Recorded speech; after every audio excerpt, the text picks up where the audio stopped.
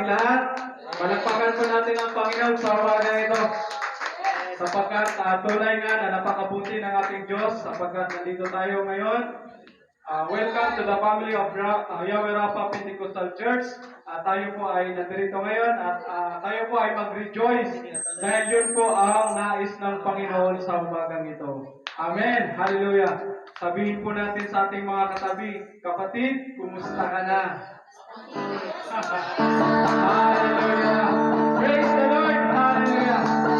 Sabi nga ng awiting, binabago mo ako araw-araw. Hallelujah. Kaya tayo'y binabago ng Panginoon araw-araw. Hallelujah.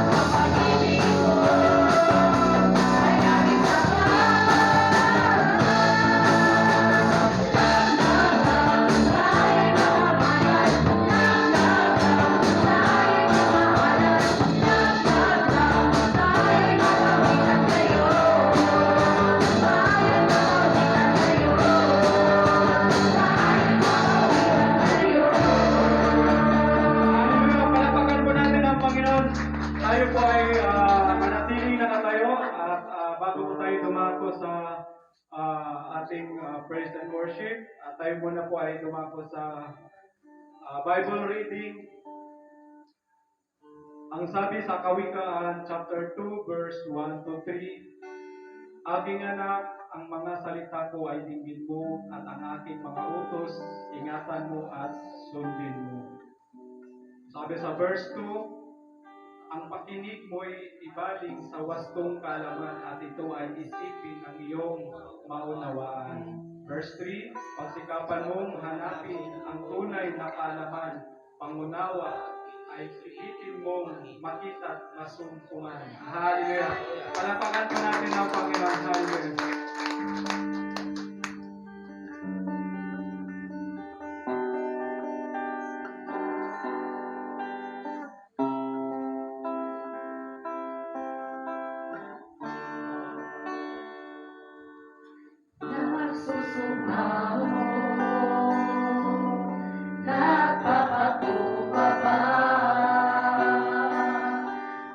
Diyos, kami patawarin sa aming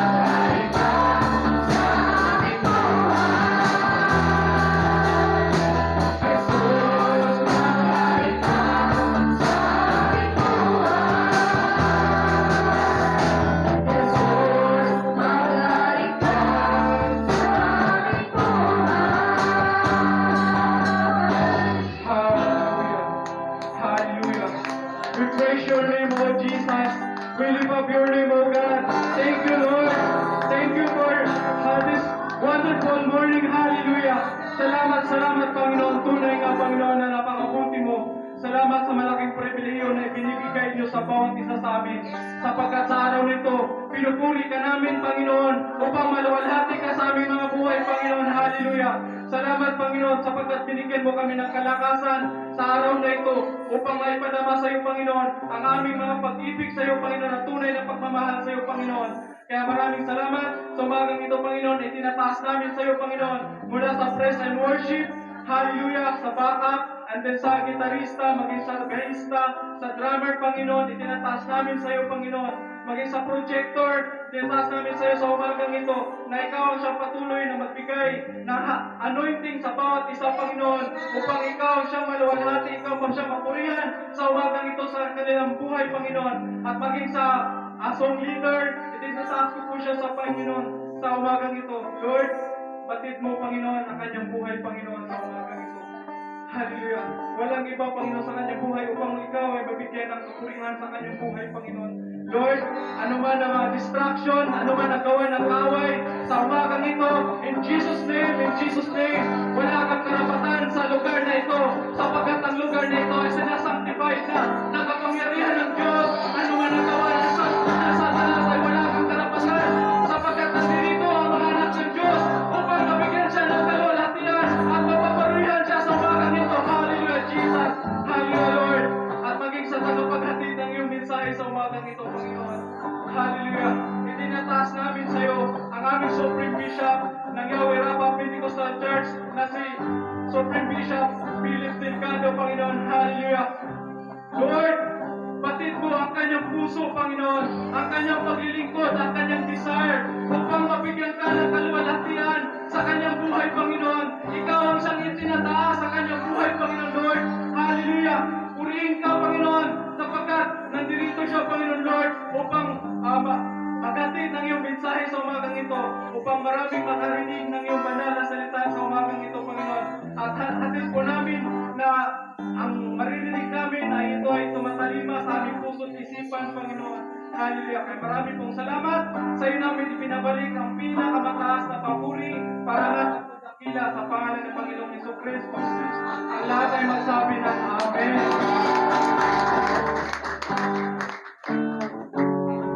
Amen. So, isang mapagpalang umaga. Okay? Tingnan mo nga yung katabi mo. Tingnan mo nga kung masaya ba yan.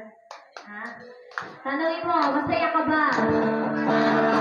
Sigurado, sino lahat masaya? Tanungin mo.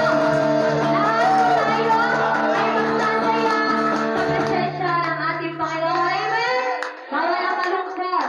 No, bawal ang malungkot. Kung may problema ka, kaya ka nandito sa simbahan para yung lungkot mo, yung kabigatan na nararamdaman mo, ay i-on out mo sa Panginoon. Hallelujah! Sa Panginoon.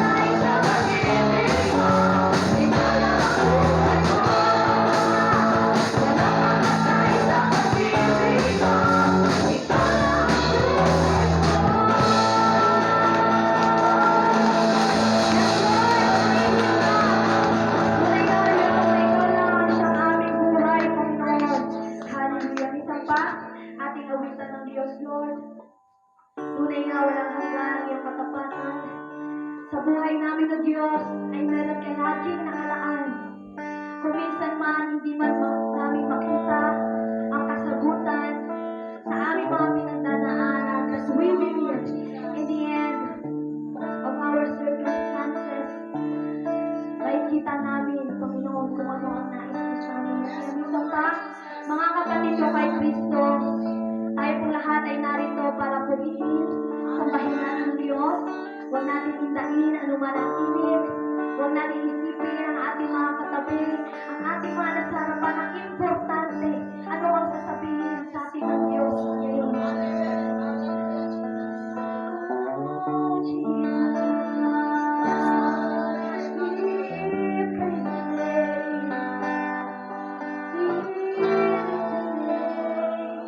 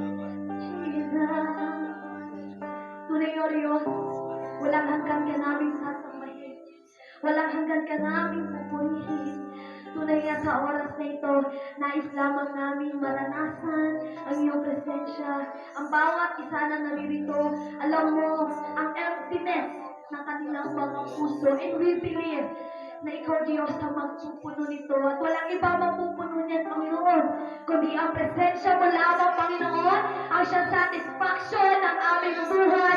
Lord, ang presensya mo, Panginoon, ang kasagutan sa lahat ng aming mga problema. Lord, ang presensya mo, ang siya lamang kasagutan sa lahat ng aming mga kabigatan na aming nararamdaman sa aming mga buhay. Lord, we thank you, Father God. Right now, we raise your name. We raise a hallelujah in the name of Jesus Christ. Lord, ang lahat ng aming ginawa, ang lahat ng aming pagpupuri, ay wala po kami ibang itinaas, kundi ikaw lamang. Ang pangalan mo, Panginoon Jesus. So, kaya Diyos, ang lahat ng ito ay sa iyo po namin ibinabalik. Ang pinakamataas na papuri at pagsambah. Walang ibang pangalan kundi Panginoon Jesus Kristo. Lahat po tayo ay magsabi na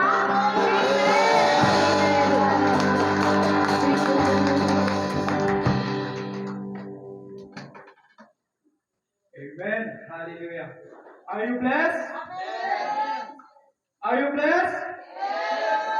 Amen. Hallelujah. Tunay nga na naranasan natin ang presensya sa umagang ito. Sapagkat grabe po yung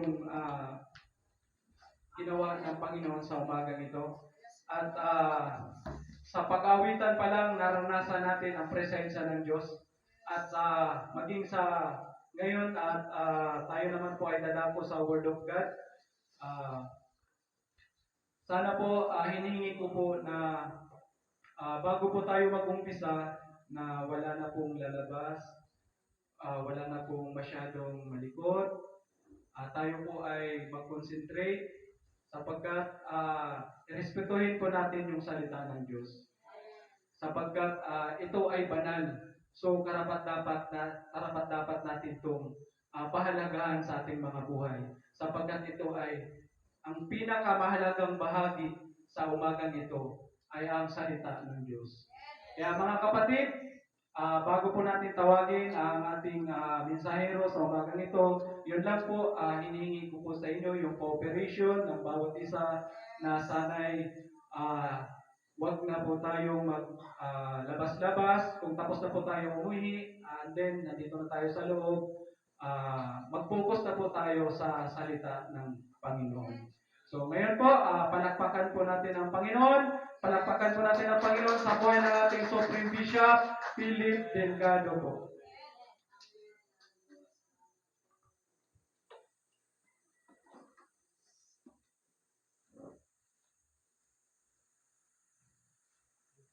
Praise. Hallelujah!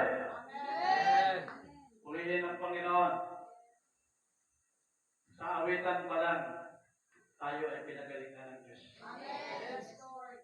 At tayo ay pinagpala ng ating Panginoon Hesus Kristo sapagkat ang bawat awit natin ay kapuri-puri sa ating Panginoon. Amen? Nawa ang bawat puso natin ay nakalaan sa banal na Espiritu. Purihin ang Diyos. Muli tayo tumayo. Bigyan natin parangal ang ating Diyos. Hallelujah. Amang Diyos na makapangyarihan, Ikaw si Yahweh na lumikha ng lupa at langit. Lumalang ng lahat ng sangkatauhan upang papurihan ka at pasalamatan sa kabutihan mong ginawa. Salamat, Panginoon Yahweh, ng iyong bugtong na anak namin, Panginoon Hesus Kristo, na siyang nag-alay ng buhay para sa aming kaligtasan. Salamat sa mga mensahe mo na ibinigay sa bawat taong nabubuhay ayon sa mga kaloob mo. Salamat din sa banal na Espiritu na ipinagkatiwala mo sa lahat ng mga lingkod mo. Lahat na nagtitiwala sa iyo. Lahat na mananampalataya ay pinangakuan mo. Banal na Espiritu, sa iyo kami nagtitiwala sa umagang ito. iyong lingkod. Ako lamang ang nakikita, ngunit ikaw ang magsasalita. Gamitin mo lamang ang iyong lingkod bilang instrumento ng iyong kapangyarihan at itago mo sa iyong likuran upang magningning sa bawat puso namin ang iyong kapangyarihan. Buksan mo ang bawat puso at isip, ang lahat ng amin mapapakinggan sa mensahe mong ito. Ito ang aming kalakasan at katatagan. Kaya karapat-dapat ka namin parangalan, pasalamatan sa pangalan ni Jesus. Ang lahat ay magsabing Amen. Amen. Okay? Ang title natin ngayon, o tema, ay pinagkaloob sa atin ng ating Diyos, ng ating Panginoon sa Kristo. May pakinabang ang karunungan ni Yahweh. Purihin ang salita ng Diyos. Lahat ng salita ni Yahweh na binitawan ay mayroong pakinabang. Lahat tayong binigyan ng karunungan. Lahat walang mabibigo sa atin. Ang karunungan ng Diyos ay pinagkatiwala mula noon hanggang ngayon. Napakalaga sa ating mga buhay. Ang karunungan ng sanlibutan at ang karunungan ng makalangit, mas pinakamahalaga ang karunungan ng ating Diyos kaysa karunungan ng sanlibutan.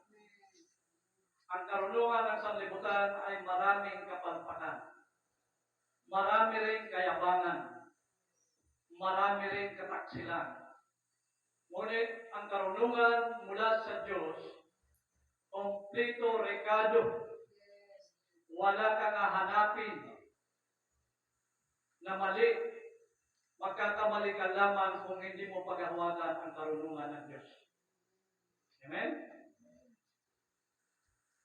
Kaya mababasa natin sa Kawikaan 2 verse 1, ang sabi sa verse 1, Aking anak, ang mga salita ko'y dinggin mo. At ang aking mga utos, ingatan mo at sundin mo. Malinaw mga kapatid, ang nais ng ating Diyos. Ang lahat ng kanyang mga salita, kung ating paghahawakan, wala sa ating pababagsalay. Wala sa ating may impyerno. Kung ang karunungan ng Diyos ang ating pagbubulay-bulayin araw at gabi, bibigyan tayo ng sapat na katatagan. Karunungan. Dumating man ang mga pagsubok, hindi tayo kayang linlangin sapagkat naunawaan natin ang katotohanan. Kung hindi natin paghahawakan ang mga utos ng Diyos, o hindi natin pag-iingatan, maglalaho sa atin ang Espiritu. Ang pag-iingat ng salita ng Diyos at ang lahat ng mga utos dapat natin sundin. Malinaw na sundin mo ang lahat. Pero marami sa atin pa rin nakakaunawa o may karunungan ng salita ng Diyos. Pero marami ang hindi pinaghahawakan at hindi pinag-iingatan. Kailangan natin pag-ingatan. Kapag marunong tayo mag-ingat, marunong ka sumunod. Kapag hindi ka marunong mag-ingat sa salita ng Diyos, hindi ka marunong sumunod. Kaya sabi niya sa verse 2, ang pakinig mo'y ibaling sa wastong kaalaman. At ito ay isipin ng inyong maunawaan. Lagi tayo pinaalalahanan. Huwag natin sabihin na tayo ay namuhay sa mga tradisyon natin bilang mayroon tayo na sunod ng namuhay tayong bilang Katoliko. Lahat tayo ay dumaan sa Katolik. Pero noon pa naman ay lagi na nagpapahayag ang Diyos sa pamamagitan ng kanyang mga alagad na nawa maunawaan ng mga tao na mas mainam na sumamba sa Espiritu at katotohanan kaysa sa samba sa nakikitang hindi kumikilos ang Espiritu. Ano ang ibig sabihin doon? Namuhay tayo na kinilala natin ang ating sinasamba. Ang mga Diyos-Diyusan ang sinasamba natin. Noong pa naman sinabi na ni Yahweh na kinasusuklaman ko ang sumasamba sa mga Diyos-Diyusan. Kinasusuklaman ko ang gumagawa ng mga bagay upang luhuran. Kundi ang sinabi niya, sumamba kayo sa katotohanan. At tandaan ninyo ay binigyan tayo ng kumpletong kaisipan upang maunawaan ang salita ng Diyos. At isinulat ang katotohanan sa pamamagitan ng Biblia. Ngunit marami sa atin na ang Biblia ay hindi na napakalaga. Sa panahon natin ngayon, wala na ang Biblia, kundi ang napakalaga sa atin ang mga inihintay natin na biyaya mula sa gobyerno. Ang ayuda, kung ibibigay sa atin, tanggapin. Pero huwag mo habulin. Ang Diyos ang habulin natin. Dahil kung may bigay man natin ang ayuda, minsan binabawasan pa. Pero ang Diyos, kapag magbigay sa atin ng ayuda, kompleto, walang bawas, marami pang dagdag. Amen? Kaya nga sabi niya, kailangan natin ang kaalaman at isipin natin mabuti kung tayo ay makatanggap ng mga ayuda ito. Ilang araw lang, wala na, maglalaho na. Pero ang salita ng Diyos, hanggat tayo nabubuhay ng ating paghahawakan, madadagdagan ang ating kaalaman. At maunawaan natin ang hindi natin naunawaan. Kaya nga minsan, kahit saan tayo pumunta sa mga lugar na hindi mga Kristiyano, ang sagot nila ay, mga born again pala kayo, may relihiyong kaming iba. Hindi na namin kailangan ang relihiyon ng iba. Ang relihiyon namin sapat na sa amin. Ang tanong, alam mo ang relihiyon, pero hindi mo ba alam ang impyerno? Alam mo ang iyong karunungan na kaya mo bilugin ang mga tao. Pero alam mo ba na makakarating ka sa langit? Paano tayo makakarating kung hanggang doon ka lang sa relihiyon mo? Kaya nga ako, sa aking buhay, sa katigasan ng ulo ko, hindi ko pinapakinggan noon ang mga pastor na pumupunta sa amin. Pag dumating sa bahay, kaya nga hindi ko masisi ang mga taong hindi na mananampalataya dahil ginawa ko rin yun.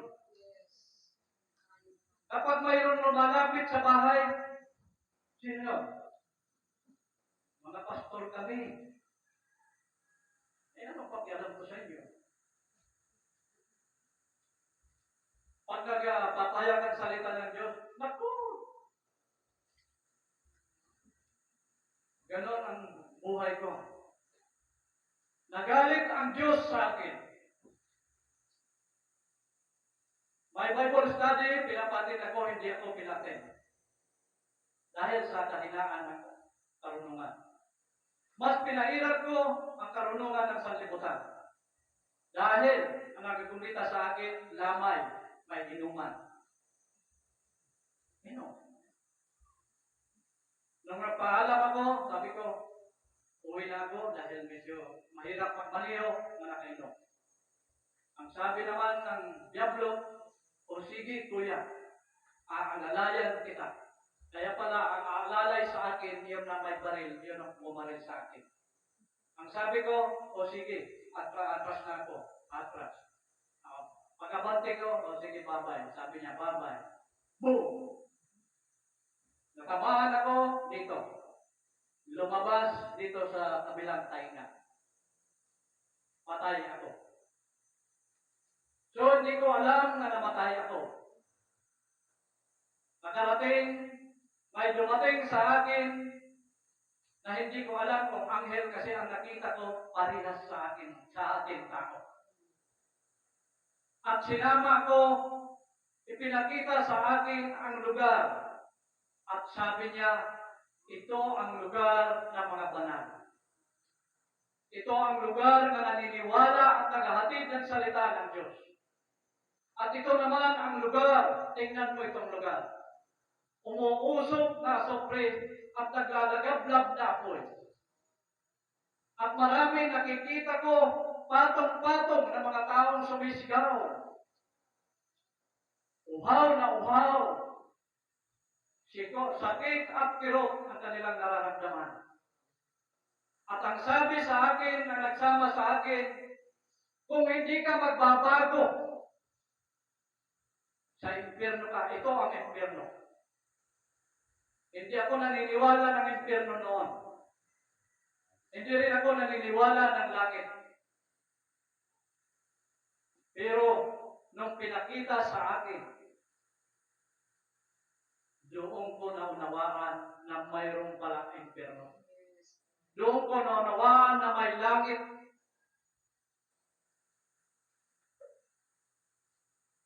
Habang pinapakita sa akin, dahil nakikita ko ang napakaganda mga bulaklak, ang bulaklak doon, gumagalaw lahat. At ang linalakaran nila, nakita ko, hindi ko masabi na ginto, dahil hindi ako nakapasok. Pero napakaganda, napakamakinta. Dahil sabi ko, pwede ba ako pumasok? Sabi ko sa kasama ko. Ang sabi niya, magpakabanal ka muna. Ang nakakapasok dyan, yung mga banal. Hanggat hindi ka pa nagiging banal, hindi ka makakarating dyan. Kailangan ka magpakabanal. At ang sabi niya, maiksi na ang ating oras, kailangan na natin bumalik. Maya-maya, narinig ko ang ugong ng ambulance. Halos isang oras akong namatay. Bago dumating ang ambulance, buhay na ako, tumayo ako. Nakita ko maraming dugo ko sa katawan. Ako pa nagmaneho ng sasakyan ko pa ospital. Nagulat, pagdating ng ambulance, nagbibiyahe na ako. Sinundan ako sa ospital. So, buhay ako. At doon, naramdaman ko na nag-iba ang aking isip. Parang nagkaroon ako ng pagmamahal sa Diyos. At gusto ko na hanapin ang Diyos kung sino talaga ang Diyos. Doon ko naramdaman ang tunay na kapangyarihan ng Diyos kapag tayo'y minahal ng Diyos. Susubukin ka para lang kilalanin ka, kumilala ka sa Kanya. Kaya mga pagsubok nito, hindi na dapat katakutan. Kundi ikagalak mo sapagkat kung ikagagalak mo yan, patuloy kang tutulungan ng ating Diyos. Tutugunin ang lahat ng pangangailangan mo. At ituturo sa iyo ang lahat ng mga bagay. Pero kung hindi ka matatakot sa Diyos, kailangan ang pagkatakot na marunong ka sumunod. Mahirap matakot na hindi ka sumusunod. Kaya sabi niya sa verse 3, pagsikapan mong hanapin ang tunay na kalaman. Pangunawa ay pilitin mo makita at masumpungan. Amen? Kaya sa ating pagpupuri sa Diyos, bagamat matagal ang ating pagpupuri, kapag wala ang banal na espiritu sa ating katawan, mababagot ka. Matatagalan, tagal naman matapos ang pag-aawit. Pero bakit sa sanlibutan? Pag may mga pista, sayawan, inuman, paglasing na, awayan. Pag nagawayan, may patayan. Doon naman, kasayahan naman dahil ang lamay. Mayroon naman lasingan. Pero kung tayo'y mananampalataya, ano man ang ating hirap sa pagtatayo sa pagpupuri sa Diyos. Kung kayo'y may karamdaman, kayo may pangangailangan, lahat yan tutugunin sa pamamagitan ng ating mga awit. Kaya unawain natin mabuti. Dahil sabi niya, tanging sa pag-iingat lamang sa salita ng Diyos sa ating mga isip upang tutuhan natin ang buhay na matalino at matuwid sa ating kaugnayan sa Diyos. Amen? Mararamdaman lang natin ang tunay na karunungan kung pagbubulay-bulayan natin ang salita ng Diyos. Kapag pinagabulayan natin, matututo ka. Pero pag tinulugan mo, wala ka matutunan. Amen? Ang matuwid na pamumuhay ay pinahalagahan ng Diyos. At ginagabayan ng banal na Espiritu kapag matuwid ang pamumuhay. Ano ang matuwid? Ang matuwid ay duwag sa sanlibutan. Pero kung hindi ka matuwid, nakakatapang mo sa sanlibutan. Mapapakinggan mo lang, rebuking ka kapag hindi ka matuwid. Makamura-murahin ka kagad. Magagalit, ayaw makinig. Pero kung matuwid ang isang tao, kapag rinibyo, salamat po. Hindi ko alam na ako pala nagsinungaling. Hindi ko alam, gumawa pala ako ng kasamaan. Amen? Pero pag hindi ka matuwid, kapatid, sino ka ba? Bakit mo ako tinuturuan? Bakit mo ako pinagagalitan? Maraming dahilan ang hindi matuwid. Amen? Kaya sabi niya, magiging matagumpay tayo sa laban sa kasalanan sa pamamagitan ng mga utos ng Diyos na nasa ating mga puso at ng salita ni Kristo na nananatili sa atin. Purihin ang salita ng Diyos. Amen? Ang salita ng ating Panginoon sa Kristo kung naipatanim sa ating mga puso. Kaya na tayo ay hindi kaya tumiwalay sa Diyos. Hindi kaya na bumitaw sa ating mga ministry. Amen? Paanong paraan? Kung hindi natin pag-aaralan ang mga bagay, sabi niya, ang pag-aaral ng salita ng Diyos ay dapat ipagkatiwala sa Espiritu at katotohanan, manalangin na humingi ng karunungan at kaalaman. Amen? Kaya napakahalaga ang pananalangin ng bawat isa sa atin. Napakahalaga. Tulad ng ngayon, nandito kayo. Mayroong nagsasalita. Ako, nakikita ninyo. Ang salitang ito ay ang Diyos ang nagsasalita. Ako lamang ang nakikita ninyo.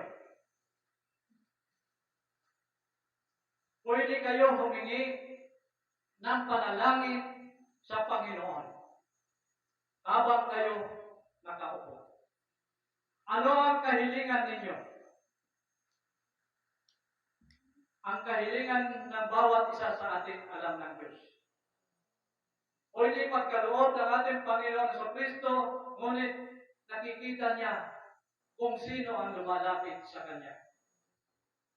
Kahit man sinong mayaman, hindi nila ibubudbud ang kanilang pira para sa mga tao. Kung may humingi man sa kanila, mahirap magbigay kung wala sa kanilang puso. Ganon din ang ating Diyos. Bagamat anak tayo ay tinuturi ng Diyos, kung ang iyong panalangin ay hindi naman tugma sa pangangailangan ng inyong buhay. Kailangan mo pinansyal, pero lumalayo ka sa pananampalataya. Kailangan mo ang mga bagay na gusto mo, pero ang kailangan ng Diyos nagagawa mo ba? Kailangan gawin muna natin ang kailangan ng Diyos para ibigay din ang kailangan natin. Amen? Kaya di pwede natin kalabanin at sisihan ang ating Diyos. Nasa atin dapat sarili ang sisihin natin. Bakit binigyan tayo ng karunungan, binigyan tayo ng mga salita ng Diyos? Bakit hindi pa rin natututunan? Alamin natin mabuti. Dahil sabi niya, sa ating pag-aaral lamang ay maaaring matugunan ang ating mga kahilingan sa pamamagitan ng ating pananalangin. Amen? At ito pa, sabi niya, ang pag-aaral ng salita ng Diyos ang nagbibigay sa banal na Espiritu upang kunin ang kapahayagan at tayo'y baguhin sa espiritual. Amen? Kaya ang salita ng Diyos kung ating pagbubulay-bulayan araw at gabi, kailangan natin ang banal na Espiritu. Huwag natin gamitin na tayo'y matalino, graduate tayo sa school. Iba ang sanlibutan, iba ang salita ng Diyos. Kailangan kung yun, matalino ka sa sanlibutan at dadagdagan mo ng talino ng Diyos, lalo ka magiging matalino. Pero kung hindi mo gagamitin ang talino ng Diyos, kahit matalino ka sa sanlibutan, ang tawag doon ay mangmang ka. Walang halaga ang talino ng sanlibutan kung wala naman talino ng panlangit. Una, sabi niya, kay Yahweh ka magtiwala. Lahat ba tayo nagtitiwala kay Yahweh? Yes. Amen. Tanungin mo katabi mo, titiwala ka ba sa Panginoon Jesucristo?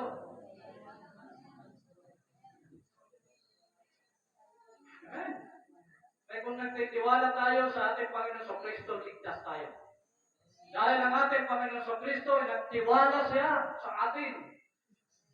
Hanggang kamatayan, hindi tayo iniwan ng ating Diyos.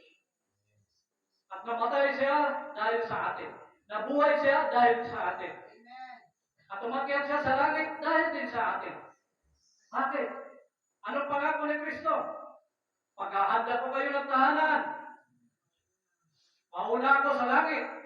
Habang tayo nabubuhay, at siya ay naghahanda ng ating matitirahan sa langit. Ang ibig sabihin ng ating Panginoon sa Kristo, tayo dito sa lupa ay estranghero lamang.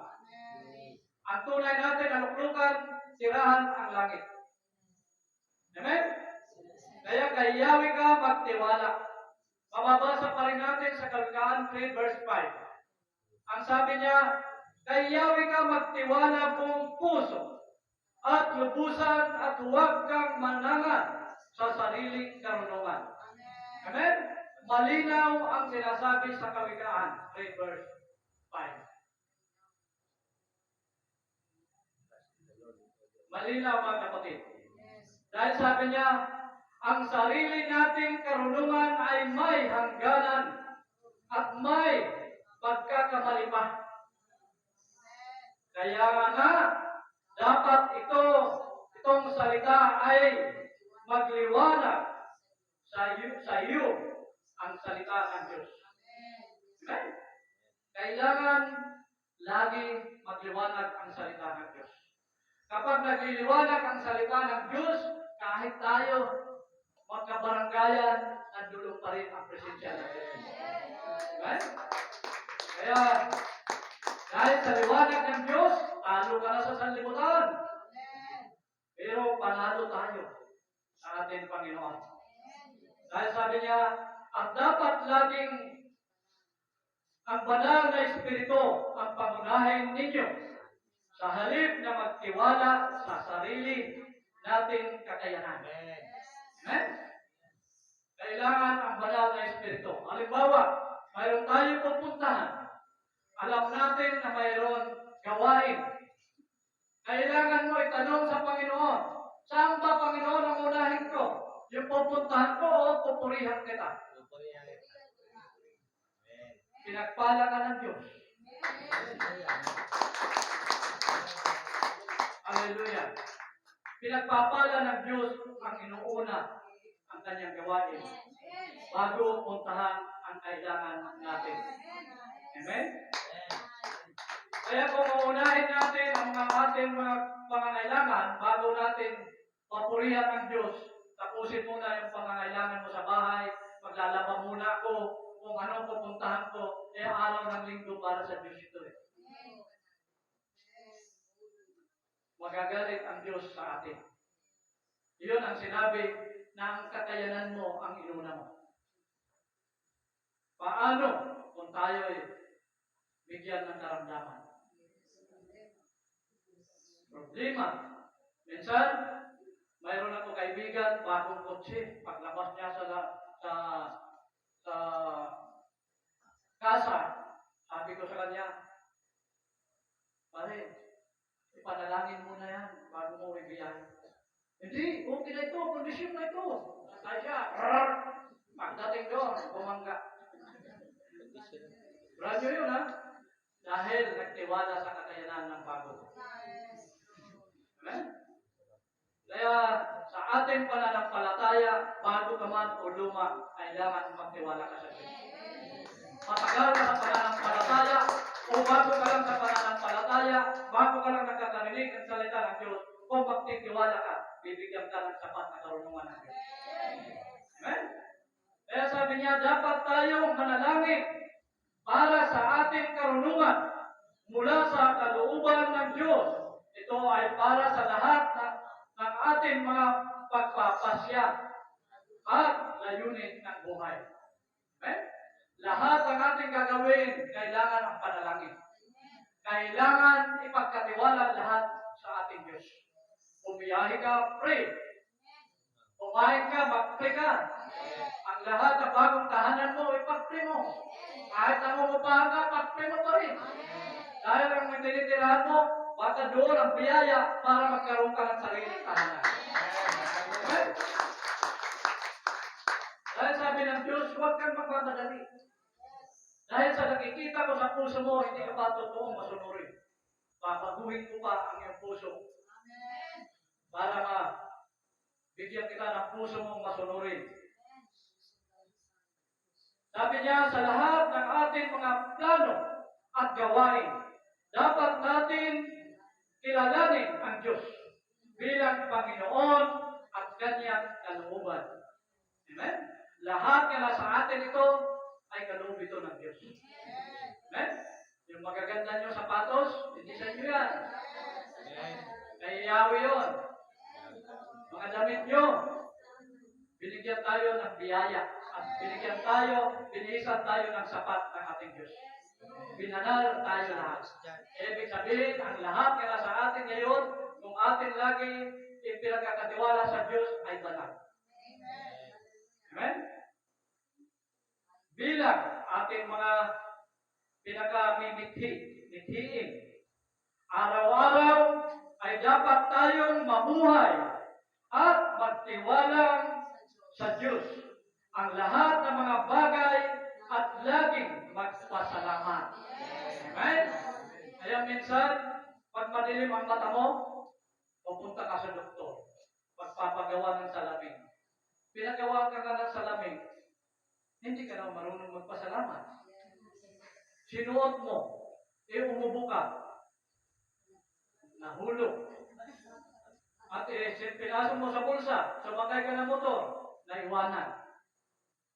Anong ibig sabihin doon? Nakita mo na ang Diyos. Hindi mo makita ang Diyos dahil ang Diyos kailanman hindi natin nakikita. Pero makikita mo ang Diyos sa pamamagitan ng iyong mga salita na nababasa sa Biblia. Doon mo matatagpuan ang Diyos. Sa Biblia mo makikita. At ngayon nakita natin ang Diyos na nampalataya tayo, nagpupuri sa Diyos. Bakit biglang dumilim ang ating paningin? Bakit biglang nawala, naglaho ang ating kaisipan? At naghanap tayo ng akala natin na siya na ano pang hinahanap natin ang pinakamagandang Diyos. Wala nang ibang pinakamagandang Diyos kundi si Yahweh. Ang tatlong persona ang pinakamaganda. Bakit pa tayo nabulagan? Binigyan na tayo ng liwanag para makita natin ang ating Diyos. Wala na tayong hahanapin. Kaya lagi na lang tayo magpasalamat sa Diyos. Pangalawa, ang saway ni Yahweh ay huwag mamalitin. Amen? Lahat ng kasulatan na sa Biblia, lahat ng pagsasaway na kasulat sa kawikaan, at iba-ibang mga salita nandoon ang pagsasaway upang tayo ay magbaguhin at mabago. Kaya marami sa atin, kapag matagal na sa pananampalataya, akala mo na ay talagang napaka-banal na banal talaga. Matalino. Sa atin, habang tayo nabubuhay, wala pa sa ating banal. Magpakabanal. Pagawagan natin, magpakabanal. Ang tinatawag na magpakabanal ay nag-iingat na hindi tayo ma-impyerno. Mababasa natin din sa Kawikaan 3 verse 11. Ang sabi niya, aking anak, ang saway ni Yahweh ay huwag mamalitin. Kung ikaw ay tinutuwid, huwag mababagot man din. Amen?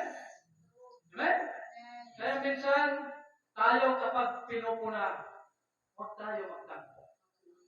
Huwag tayo magalit. Kundi kagalat mo na mayroong nagtutuwid sa iyo. Ibig sabihin, mahal na mahal ka ng iyong kapatid. Mahal na mahal ka ng iyong magulang. Mahal na mahal kayo ng pamunuan. Dahil ito ang utos ng ating Diyos. Amen? Kaya sabi niya, may mga panahon, pinahintulutan tayo ng Diyos na dumaan sa mga pagsubok at mga paghihirap upang mas ganap tayong naiayon sa kanyang kabanalan at plano sa ating buhay. Amen? Malinaw mga kapatid, lahat tayong mananampalataya ay susubukin ng ating Diyos.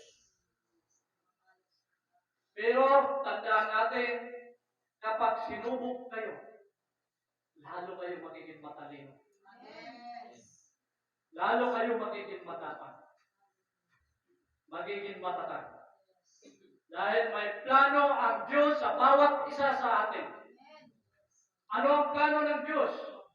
Kung ano ang nakikita ninyo sa mga naghahatid ng salita ng Diyos ay gagawin din ninyo. Kung umaawit, nakikita ninyo na mayroon umaawit, kayo rin ay aawit sa Panginoon. Kung kayo nagpapayag ng salita ng Diyos, kayo rin ay magpapayag ng salita ng Diyos. Kung kayo may takot sa Diyos, kailangan ninyo ang salita ng Diyos. Dahil gusto ng Diyos ay banalin kayo. Ang mga talatang ito ay ginagamit upang palakasin ang mga mananampalatayang nagtitiis ng mga sakit, hirap para kay Kristo. Amen? Tulad nito, mainit. Wala tayong ventilador. Hindi rin tayo makapunta doon sa baba may aircon tayo doon. Kaya sabi ko nga, mag-Amerikana ako, Lord. Diba, kahit mainit, liligo ako sa awis. Papapurihan lang kita. Amen? Kaya kung tayo ay magsusuot ng magandang damit, huwag natin ito pagyabang sa sarili. Huwag natin papugi lang sa mga crush natin. Kundi, bihisa natin ang presensya ng ating Diyos.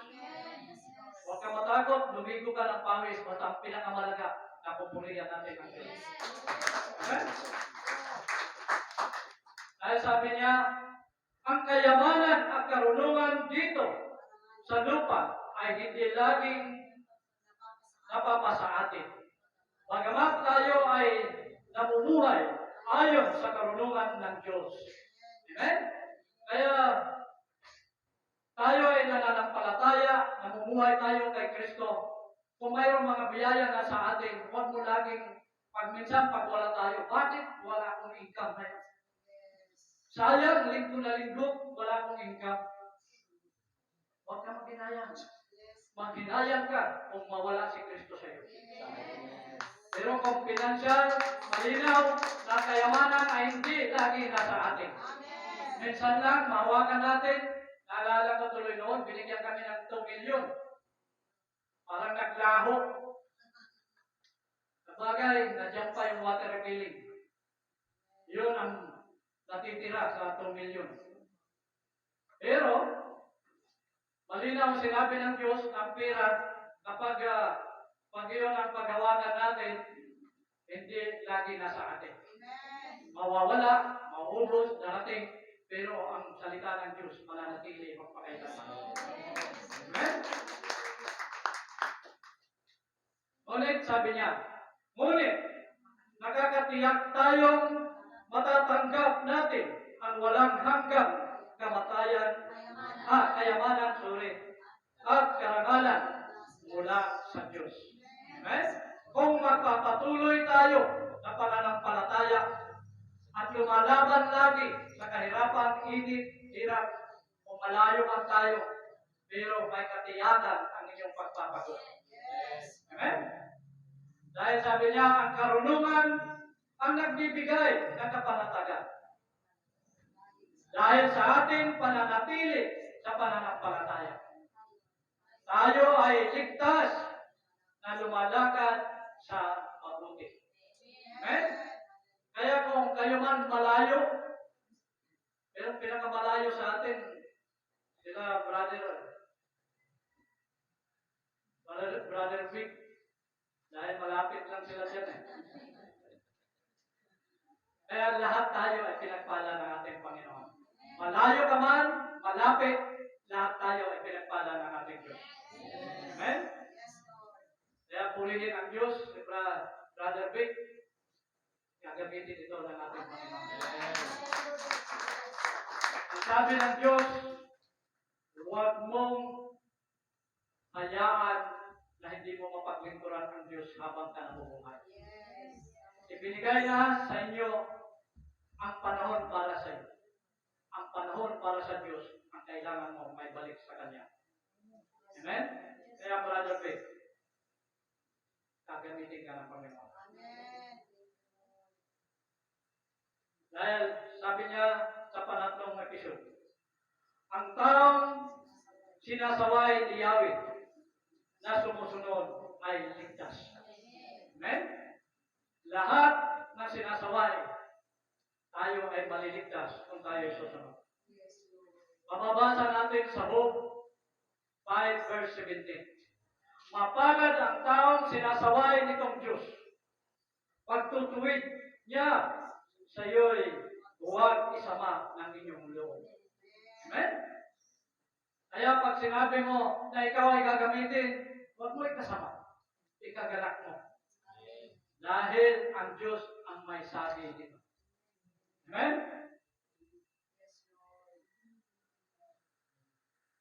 Minsan, narinig ko na nung pulis pa ako.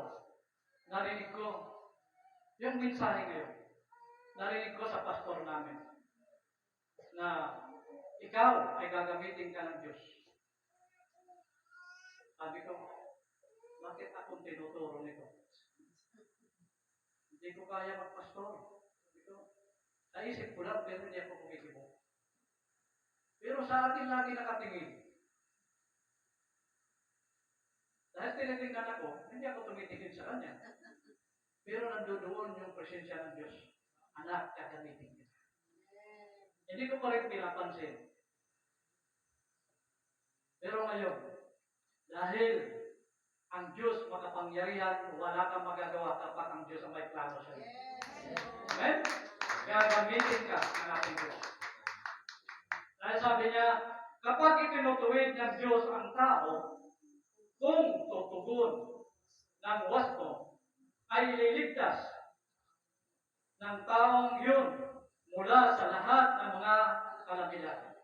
Amen? Ibig sabihin, yung COVID nito, kung tayo ay susunod sa pananampalataya, tayo walang magkakasakit sa atin ng COVID. Amen? Bakit sila nagkakasakit ng COVID? Wala na silang pananampalataya. Nakakalimutan na nila ang pagpupuri sa Diyos. Ang iniisip nila, yung tulong. Kaya ano nangyayari? Lalong nagagalit ang Diyos. Ang mga doktor natin, kahit hindi COVID, tutusukan para gumaling daw, pero patay. Wala nang kabuluhan ang mundo. Kaya tayo, mapalad tayo dahil nakapagpuri tayo ngayon. Marami mga bishop na tumatawag sa akin, namumusta. Bishop, sumisimba pa ba kayo? Ayaw po. Tuloy-tuloy ang simba namin. Kayo po. Lalive lang kami. Hindi sila makapaniwala. Sabi ko, mula nang nag-lockdown, tuloy-tuloy ang aming pagpupuri sa Diyos. Bakit tuloy-tuloy? Sabi sa akin. Dahil ang Diyos ang may plano. Walang nakakaharang sa amin. Dahil ang Diyos ang lumuluko sa prayer mountain. Saan ba ang prayer mountain ninyo? Sabi niya, saan ba ang prayer mountain mo? Sabi ko, wala akong prayer mountain. Mayroong prayer mountain kay Yahweh. Kaya yun ang iwasan natin. Huwag natin babanggitin na sa'yo ito. Ang church nito, huwag mo banggitin, aking church ito. Sa Diyos ito. Ginagamit lamang tayo. Kahit man sa baba. Minsan sabi ko noon, Panginoon, di bali maubos ang pera ko, basta may sarili ako simbahan. Naubos na ang pera ko, pero may simbahan ako.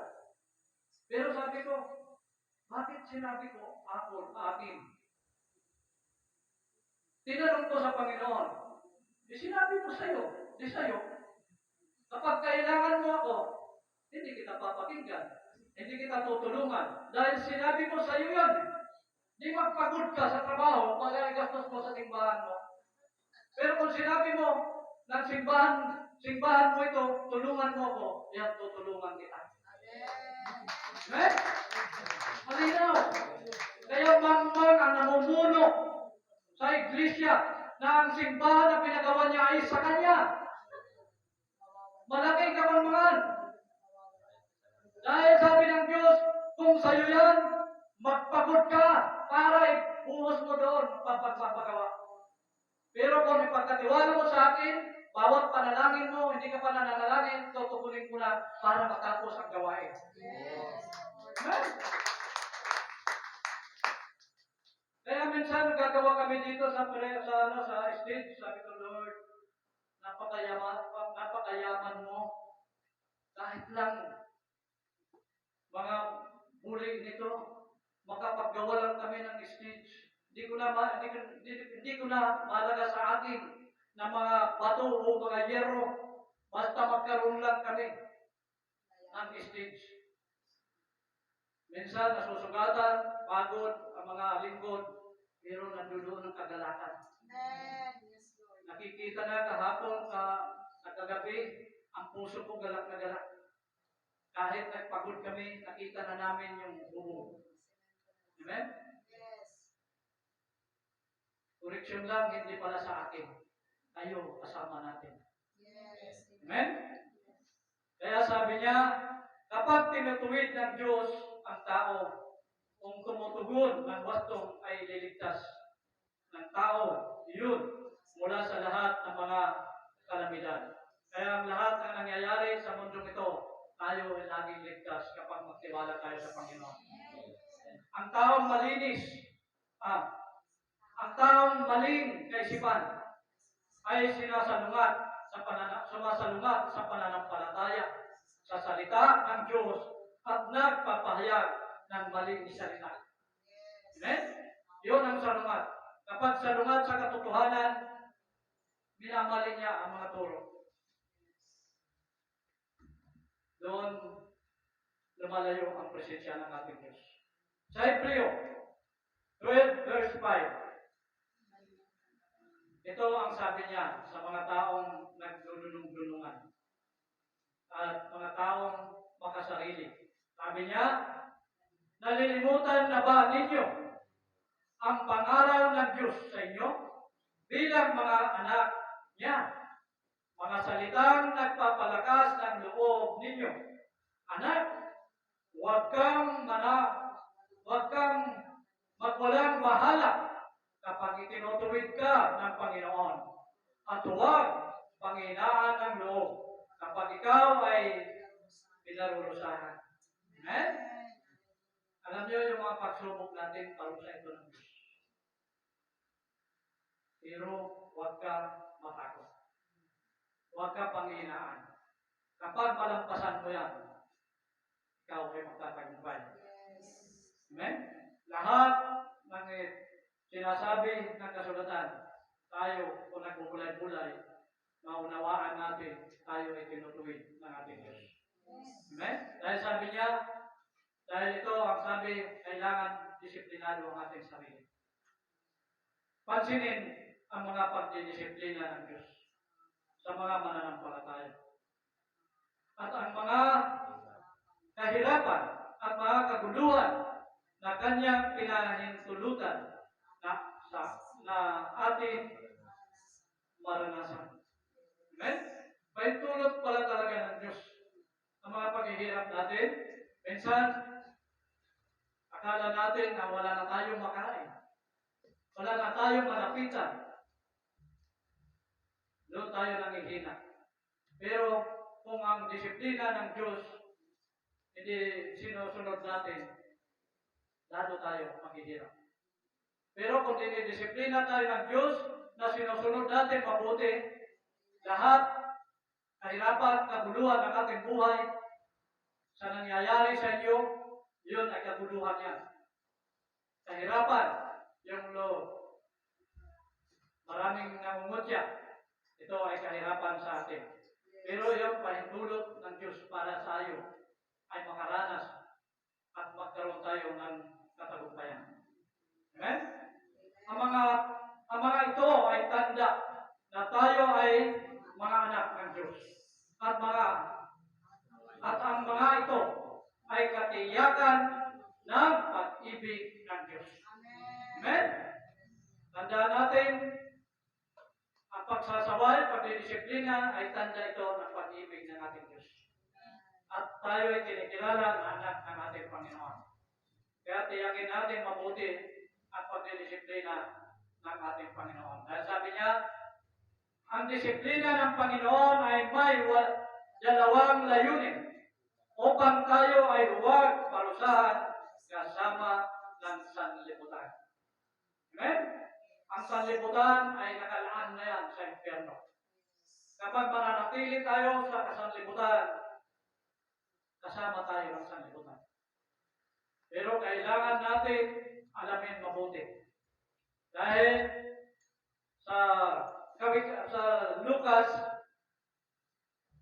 16, verse 11 hanggang 12, ang sabi niya, kung hindi kayo pagkakatiwalaan sa mga kayamanan ng sanlibutan ito, sino ang magtitiwala sa inyo ng tunay na kayamanan? Amen? Purihin ang salita ng Diyos. Kaya habang tayo nasa sanlibutan, makitanan tayo na tayo ay pagkakatiwalaan ng ating kapwa.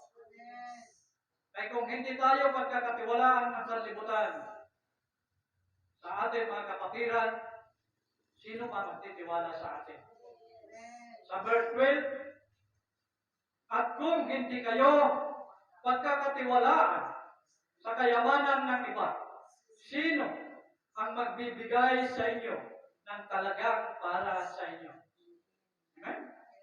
Kaya minsan, kapag tayo tinulungan, pahalagahan natin mga kapatid. Huwag natin ibaliwala. Kahit man sabihin na tayo binigyan tayo ng ating mga kapatiran na mag-anak, kailangan pa rin natin pahalagahan. Para pagkatiwalaan tayo. Kahit kapatid natin yun, kailangan ang pinagkatiwala sa atin, kailangan natin pag-ingatan. Dahil sabi niya, ang mga taong hindi pagkatiwalaan sa pagtitipon ng salapi at paggamit ng mga ari-arian ng iba. Amen? Ibig sabihin, kung tayo pinag-ipon ng pira, kailangan natin, huwag natin iwaldas ang pira, lalo na kung kagamitan o kaban ng ating Diyos. Hindi pwede na ang pira na pinagkatiwala sa atin, halimbawa, mayroon tayo mga kapatid na nagbigay ng kapital. Kailangan natin pagbutihin natin na hindi maubos ang kapital. Kapag maubos man, gumawa ka ng mga bagay na para may balik ang kapital. Huwag kang pupunta doon, kapatid, naubos naman ang kapital ko. Magagalit ang nagbigay ng kapital. Kailangan ang pagkatiwalaan ka. Kung mayroon ka sasakyan, ari-arian ng iba, kung iyong pinagamit sa iyo, pag-ingatan mo na may balik sa kanya ng maayos. Pero sabi ng kaibigan ko, Katolik, kapag humiram ka sa akin, kailangan sa uli mo sa akin sira. Kapag hindi sira ang sa uli mo sa akin, hindi mo ginamit ang hiniram mo sa akin. Gusto niya sira. Kasi pag hindi sira, hindi mo ginamit ito. Yun ang gusto niya mangyari. Pero, paano ka pagkakatiwalaan kung sisirain natin bago sa ulit? Sa ating espiritual na buhay, tayo ang pinagkatiwalaan ng Diyos para manampalataya at magpahayag ng salita ng Diyos. Bakit natin iniwan at tinalikuran ng Diyos? Bakit natin ginawa ng mga bagay na hindi pinapagawa ng Diyos? Ito ba ay tinatawag na pinagkatiwalaan tayo ng Diyos? Hindi. Kaya kailangan tayo pagkatiwalaan. Dahil sabi niya, sa mga espiritual na bagay, ito ang dahilan kung bakit ang mga mananampalataya ay naghihirap dahil sa hindi pagkakatiwalaan. Amen? Mga kapatid, kung tayo ang tinatamaan, salita ng Diyos, kailangan natin tanggapin dahil totoo yun. Nung may hadlang pa dito, ang bigat, walang dumarating na biyaya, pero nung nawala ang mga hadlang sa loob ng simbahan, dumaloy ang biyaya. Amen? Kaya kung mayroon hadlang, dahil sa ating pagkukulang. Dahil sa hindi nating tunay na pananampalataya. Kaya ang mga mananampalataya minsan, di na ako sisimba. Wala mang kabuluhan doon. Pagdating sa bahay, walang wala naman umakyat na biyaya. Kapatid, malinaw. Dahil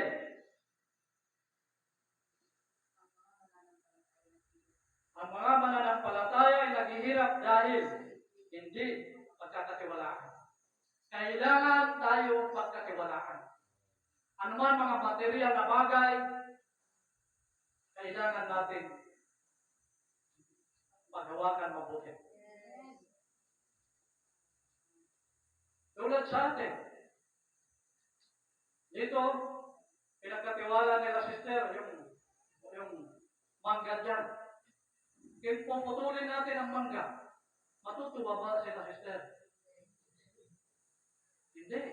Kailangan, kung pinagkatiwalaan tayo, linisan na maayos at walang magpuputol ng kahoy para walang magalit sa atin. Ibig sabihin, kung tayo pinagkakatiwalaan ng Diyos, habang tayo ay malakas, magpuri tayo sa ating Panginoon. Amen? Higit pa rito, ang mga namumuno sa iglesia ay dapat na huwag gahaman sa salapi. Amen? Yun ang sabi ng ating Panginoon. Kailangan ang namumuno ay hindi gahaman sa salapi. Kapag gahaman sa salapi, itatago mo ang salapi, manihingi ka para pagawa sa bahay-sambahan. Tayo hindi. Ang Yahweh Rapha, hindi. Ang lahat ng ating naliliko, kailangan gastusin natin sa pagpapaganda sa bahay ni Yahweh. Amen?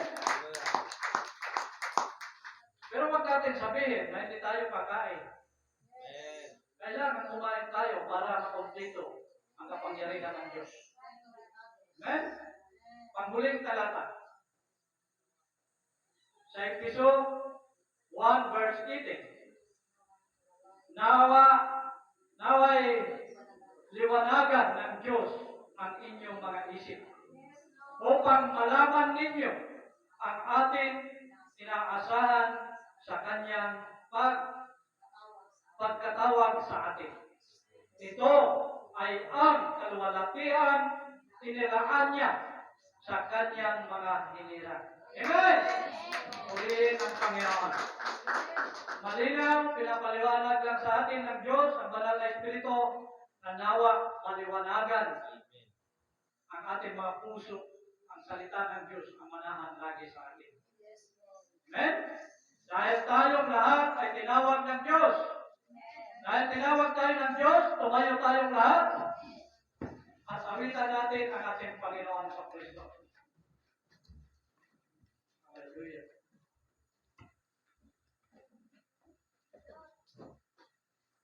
Kantahin natin muli ang bakit nga ba? Bakit pa tayo narito? Sarili ba natin ang pinupuri o ang ating Diyos? Amen?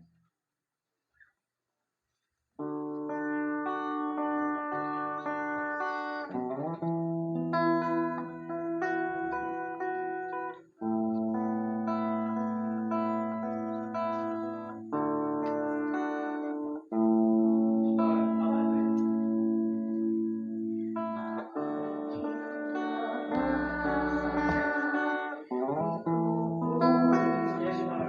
Salamat, Lord.